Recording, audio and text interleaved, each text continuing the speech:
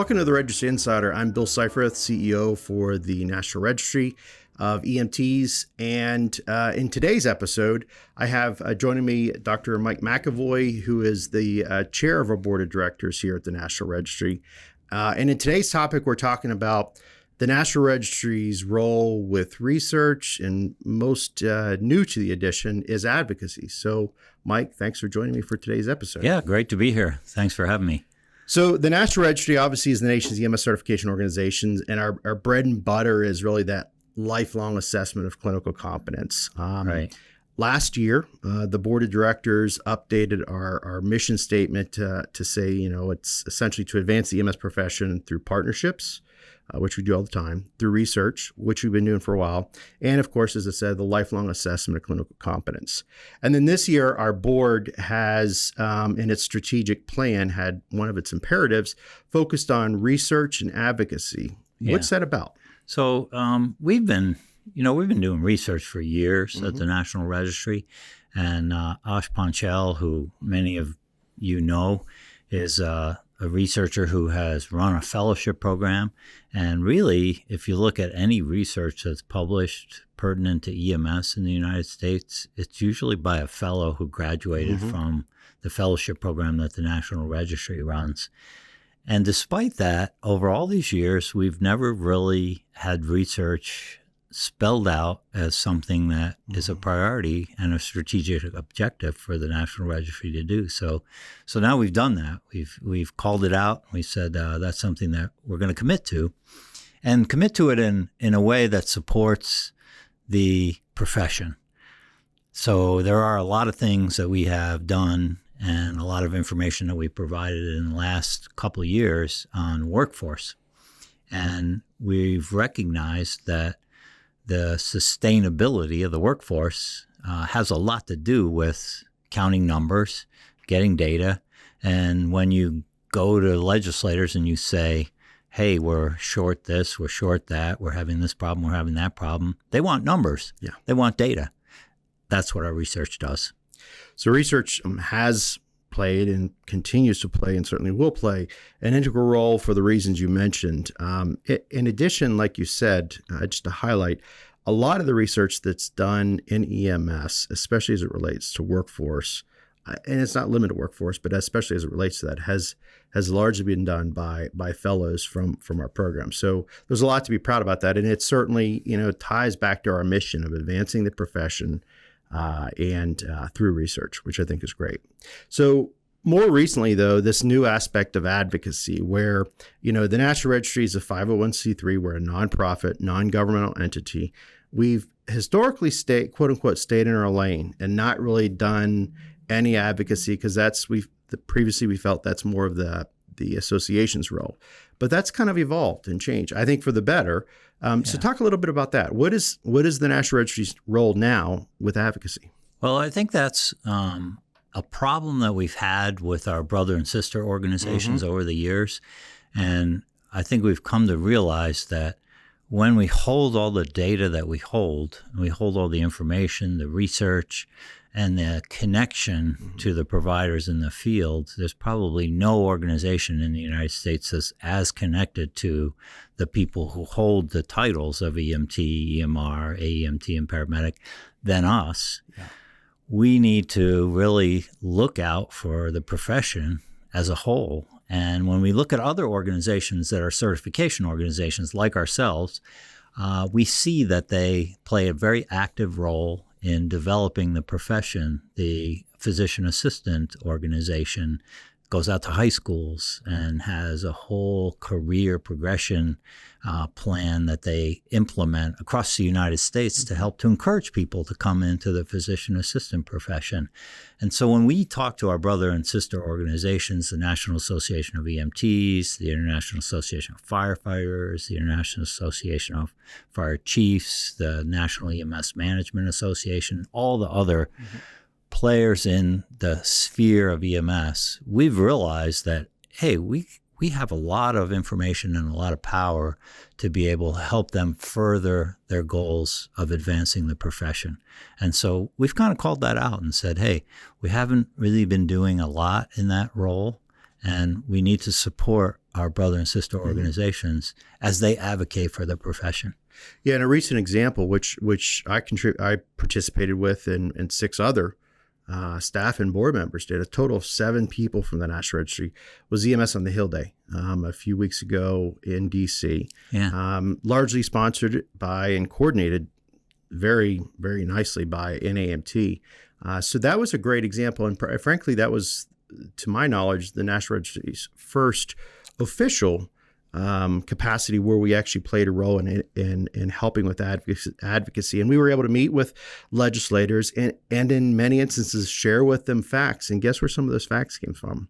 Our registry team here at the National Registry. Exactly. So we were able to at least share some facts, share some historical trends, and help to tell a story and the narrative as to where EMS is and the potential challenges we're facing in the near future if some changes are made, in particular if the Medicare or Medicaid funding is impacted in any way. So it was interesting from my perspective to do that. As a former Fed, as a former state employee, we couldn't do that, and then to come here and it's kind of been advocacy, and to kind of turn that page, I think is refreshing, and it's going to help the profession for certain. So yeah.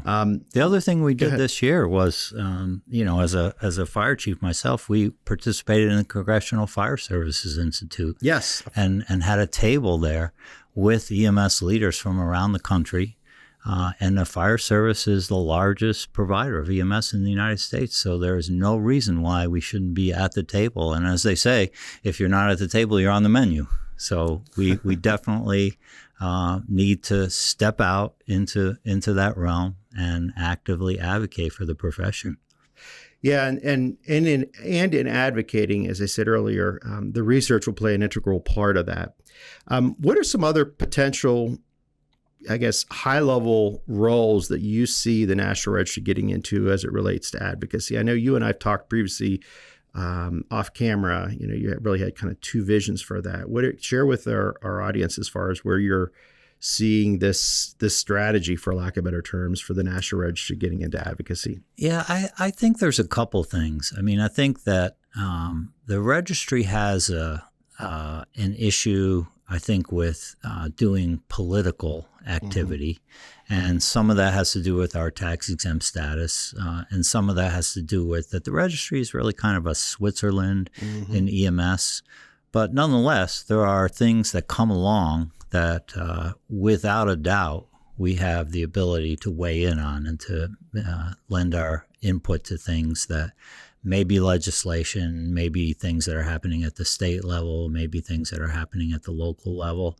I think the other piece of advocacy is what can we do that advances the profession in the sense of bringing new people into the profession, making the conduit of folks that are coming into EMS a little bit more robust, and as many people as we certify each year, while that continues to rise year after year after year, is not meeting the number of people that are leaving. And our data shows that. So I think that's an area where we definitely could have a big impact.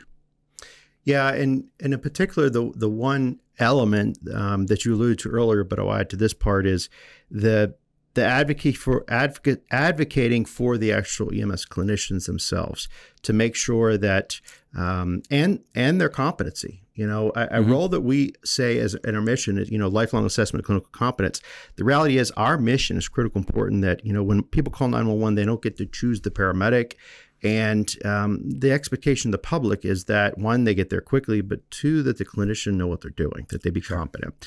So advocating for that, as well as advocating for advancing the profession, advancing the professionals as part of it, all play a role. And it's kind of like a Venn diagram as far as research and advocacy. They kind of are increasingly blended, especially lately as we're seeing that. So the two seem to go hand in hand and fit pretty naturally together. Yeah. And I think there's a lot we can contribute to that, a lot of information and a lot of data. And we're the source of a lot of that information. When you try to collect data as the International Association of Firefighters, you have a pool of 300-some thousand folks. When you're the National Association of EMTs, you have a pool of, maybe 100,000 folks. But, there's probably 1.2 million out there. Yeah. And we have the ability to really see that whole profession, that whole group, and to collect data from all of them. Yeah, and we have over 500,000 nationally certified EMS clinicians currently certified. Yeah. And when you look at our database of who's out there, 2 million. Yeah. 2 million. So, amazing. So the data are there. They can be used for the research, working with our partners, certainly using NEMSIS data, using other data sets, state-level data sets, COA's data sets. That can be used to certainly formulate research regarding EMS broadly, whether it be education, whether it be operational, whether it be evidence-based guidelines. And then in conjunction with the advocacy roles, hopefully we can have one voice moving that profession forward, and the National Registry is now part of that. Yeah. And I think the other advantage that we have along the advocacy lines is that the registry can tell where there's problems. Mm-hmm. And so I just came from a conference last week where people were coming to me from a couple different states and saying, hey, we're having real difficulty with pass rates on our exam.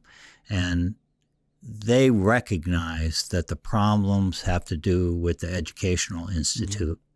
And what to do about that is, first of all, to identify the problem. And that's something we can do. I mean, somebody can go on our website and they can actually see pass rates for their state and determine how people are performing on the exams.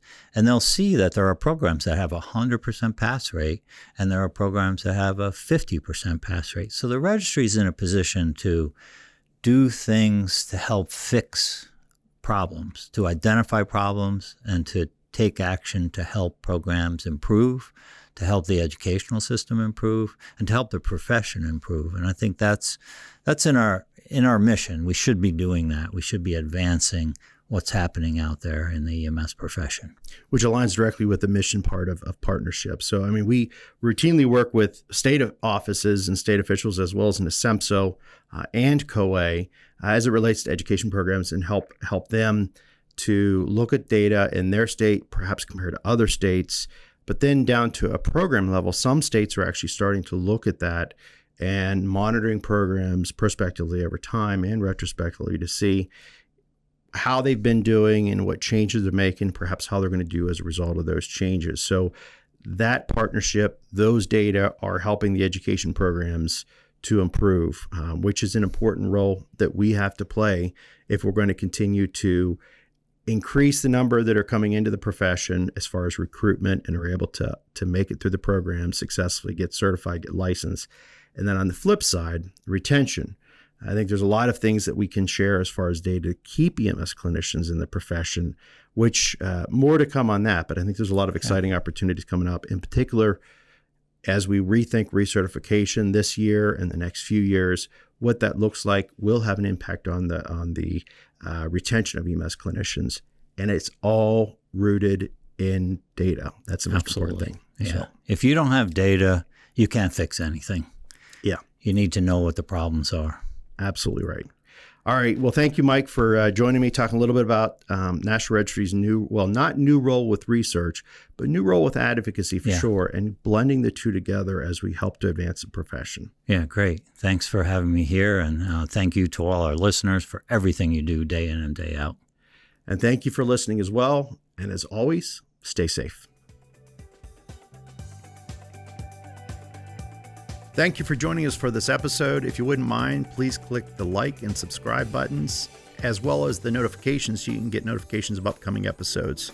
Also, for the latest and greatest happenings of the National Registry, feel free to go to nremt.org. Thank you very much. And again, stay safe.